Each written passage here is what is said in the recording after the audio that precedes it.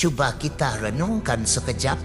Pilihan raya negeri Sabah yang akan datang bukan sekadar pertandingan biasa. Ia ibarat sebuah perlawanan akhir yang akan menentukan hala tuju negeri untuk 5 tahun akan datang. Soalnya, siapakah yang akan berganding bahu dan siapakah yang akan berpisah di garisan penamat? Hari ini kita dedahkan pengumuman penting yang menamatkan segala spekulasi. Satu keputusan yang mampu mengubah landscape politik Sabah menjelang PRN ke-17. Disclaimer, sumber asal berita ini adalah daripada Malaysia Kini yang diterbitkan pada 11 Ogos 2025 dan dilaporkan oleh wartawan J.A. Edgar. PRN Sabah GRS sahkan kerjasama dengan PH. Gabungan Rakyat Sabah GRS menegaskan bahawa ia akan meneruskan kerjasamanya dengan Pakatan Harapan PH untuk pilihan raya negeri PRN Sabah ke-17 akan datang, menamatkan spekulasi mengenai strategi pilihan raya yang akan diambil gabungan itu. Keputusan itu dibuat berikutan mesyuarat Majlis Tertinggi GRS semalam dipengerusikan oleh pengerusinya Haji Jinor. Mengulas lanjut, Setiausaha Agung GRS Masidi Manjun berkata, kerjasama GRS dan PH membantu menstabilkan landscape politik Sabah dan membolehkan kerajaan negeri memberi tumpuan kepada keutamaan pembangunan termasuk menyelesaikan masalah infrastruktur asas. Kami akan duduk bersama pimpinan PH dalam masa terdekat untuk menentukan pembahagian kerusi yang akan ditandingi oleh setiap parti, kata Masidi sambil menegaskan parti tempatan mesti memainkan peranan utama dalam mana-mana ketetapan yang dipersetujui. Dia juga menegaskan bahawa majlis itu tidak membincangkan kerjasama dengan pihak lain menjelang pilihan raya yang dijangka diadakan tidak lama lagi. GRS dianggotai oleh 8 parti tempatan, Parti Gagasan Rakyat Sabah diketuai oleh Haji Ji, Parti Bersatu Sabah Joakim Gunsalam, Parti Solidariti Tanah Airku Jeffrey Kitingan, Parti Maju Sabah Yong Tekli, United Sabah National Organization Pandikar Amin Mulia, Parti Harapan Rakyat Sabah Liu Yun Fah, Parti Liberal Demokratik Chin Supin dan Parti Cinta Sabah Anifah Aman.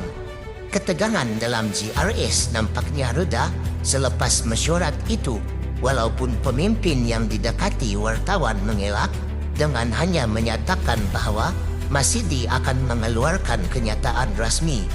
Pada 12 Julai, perwakilan dari PBS dan Sabah Star menggesa GRS bertanding secara solo pada pilihan raya negeri akan datang.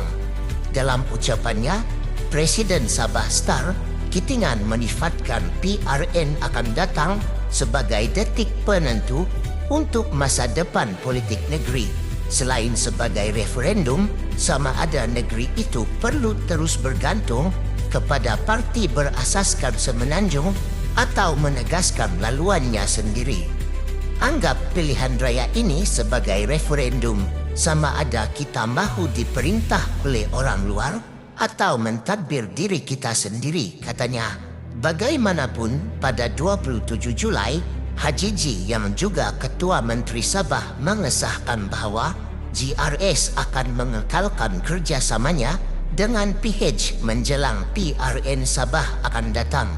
Keputusan itu mencetuskan ketegangan dalam GRS, menyebabkan Haji Ji berkata dia akan mendapatkan konsensus daripada parti komponen semasa mesyuarat Majlis Tertinggi. Situasi semakin kelihatan pelik kerana sekutu PH yang lain, BN, tidak sehaluan dengan GRS berikutan usaha UMNO Sabah untuk menyingkirkan Haji Ji pada Januari 2023. Perseteruan dua sekutu itu menunjukkan PH akan menghadapi PRN dengan dua pakatan berasingan, satu dengan GRS dan satu lagi dengan BN. Jika dilihat dari satu sudut, keputusan GRS mengakalkan kerjasama dengan PH wajar diberikan pujian kerana ia menunjukkan kesediaan untuk mengutamakan kestabilan politik dan kesinambungan pembangunan. Dalam keadaan ekonomi yang mencabar, kestabilan politik boleh menjadi pemangkin keyakinan pelabur selain memastikan projek-projek pembangunan tidak terganggu. Namun, di sebalik keputusan ini, persoalan besar masih berlegar. Adakah kerjasama GRS-PH ini benar-benar lahir dari keserasian politik atau sekadar strategi untuk memastikan kemenangan? Bagaimana pula dengan suara-suara dari dalam gabungan sendiri yang masih merasakan Sabah perlu bebas daripada pengaruh parti berpusat di Semenanjung?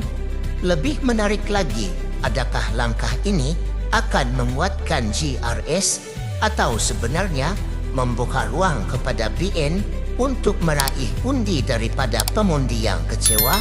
Dan yang paling sensasi, mampukah PH mengimbangi dua sekutunya yang jelas tidak sehaluan, GRS di satu pihak, BN di pihak yang lain?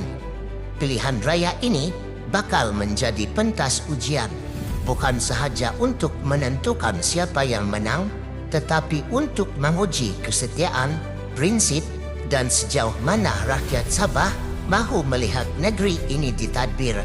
Adakah pengundi akan memilih kestabilan atau keberanian untuk berubah haluan?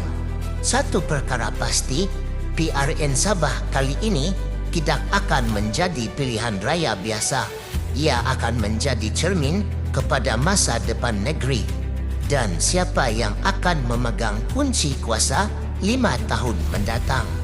Inilah perkembangan terbaru politik Sabah yang penuh warna, penuh teka-teki dan penuh drama di belakang tabir. Soalannya, siapakah yang akan tersenyum pada malam keputusan? Dan siapakah yang akan jatuh dari pentas kuasa? Kita tunggu dan lihat. Tetapi sebelum itu, kongsikan pandangan anda.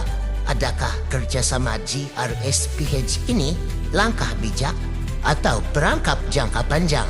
Sekian, kita jumpa lagi.